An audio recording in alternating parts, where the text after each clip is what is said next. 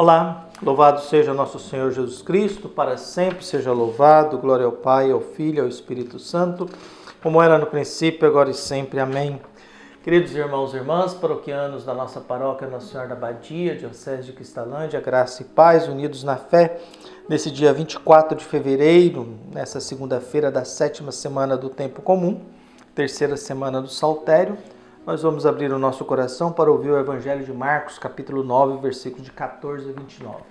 O Senhor esteja convosco, Ele está no meio de nós. Proclamação do Evangelho de Jesus Cristo segundo Marcos. Glória a vós, Senhor. Naquele tempo, descendo Jesus do monte com Pedro, Tiago e João, e chegando perto dos outros discípulos, viram que estavam rodeados por uma grande multidão. Alguns mestres da lei estavam discutindo com eles. Logo que a multidão viu Jesus, ficou surpresa e correu para saudá-lo. Jesus perguntou aos discípulos: "O que discutis com eles?" Alguém da multidão respondeu: "Mestre, eu trouxe a ti, meu filho, que tem um espírito mudo. Cada vez que o espírito o ataca, joga-o no chão e ele começa a espumar. Range os dentes e fica completamente rijo. Eu pedi aos teus discípulos para expulsarem o espírito, mas eles não conseguiram."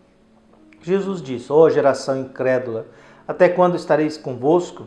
Até quando terei que suportar-vos? Trazei aqui o menino." E levaram-lhe o menino.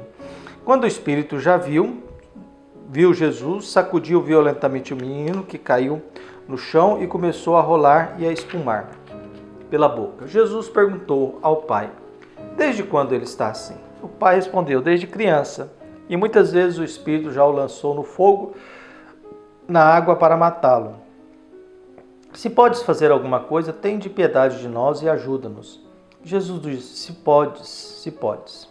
Tudo é possível para quem tem fé." O pai do menino disse em voz alta: "Eu tenho fé, mas ajude a minha falta de fé." Jesus viu que a multidão corria para junto dele. Então ordenou ao espírito impuro: "Espírito mudo e surdo, eu te ordeno que saia do menino e nunca mais entre nele." O espírito sacudiu o menino com violência, deu um grito e saiu. O menino ficou como morto, e por isso todos diziam: "Ele morreu." Mas Jesus pegou a mão do menino, levantou-o e o menino ficou de pé. Depois que Jesus entrou em casa, os discípulos lhe perguntaram a sós: "Por que nós não conseguimos expulsar o espírito?" Jesus respondeu: "Essa espécie de demônio só pode ser expulsa de nenhum modo a não ser pela oração." Palavra da salvação. Glória a vós, Senhor. Esse relato que acontece logo depois da transfiguração, nós iniciando essa semana, nos traz esse contexto. Jesus sai do monte, está lá com Pedro, Tiago e João, na experiência da transfiguração, e ali ele encontra os outros discípulos e uma confusão, porque há um problema que não foi resolvido, há uma situação que não foi resolvida. E aí nós estamos assim, epilepsia, né? A doença do menino era epilepsia, né? Mas eles achavam que era uma questão de espírito mudo e surdo.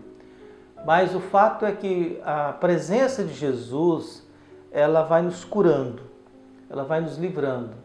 Então, os ataques que essa criança tinha, Jesus cura porque Jesus pode curar, né? Jesus pode curar porque ele pode interferir na natureza.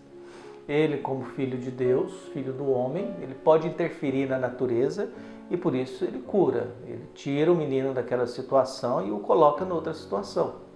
Então o que nós temos? Primeiramente, Jesus quer informações. Quando Desde quando? Desde criança. Já jogou ele no fogo, já tentou matá-lo. Se tu queres e podes fazer alguma coisa por nós, faça. Viu? E aí Jesus responde: "Olha, se queres, não, tudo é possível para quem tem fé." E para quem tem fé, a gente não fica pedindo coisas que é inútil. A gente pede coisas vitais. Esse pai está pedindo a vida do seu filho. É um pai que está pedindo que o filho não seja mais atacado por essa situação, que é uma doença de epilepsia, e que não sofra mais. Então, quando a gente está falando, nós estamos falando de sentimento de paternidade. E estamos falando de um jovem com ataques de epilepsia. Então Jesus ordena: espírito surdo e mudo, saia dele e nunca mais volte. E o espírito sacode o menino com violência e o deixa como quase desmaiado e sai. Viu? O toque de Jesus coloca esse jovem de pé. Esse toque de Jesus coloca esse jovem de pé. Viu? Em casa eles perguntam, por que ele não conseguiu fazer? Porque faltou oração.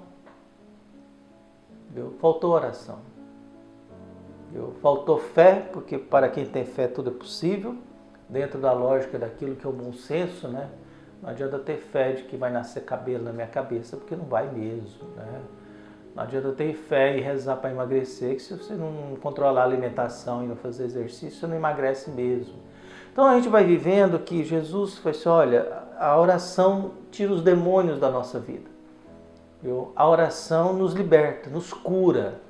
E é assim, o mundo religioso, ele é cheio de símbolos, ele é cheio de beleza, e todas as belezas e símbolos da liturgia, por exemplo, da celebração eucarística, do batismo, do matrimônio, são sempre atos de que a gente vai, pela oração, nos curando.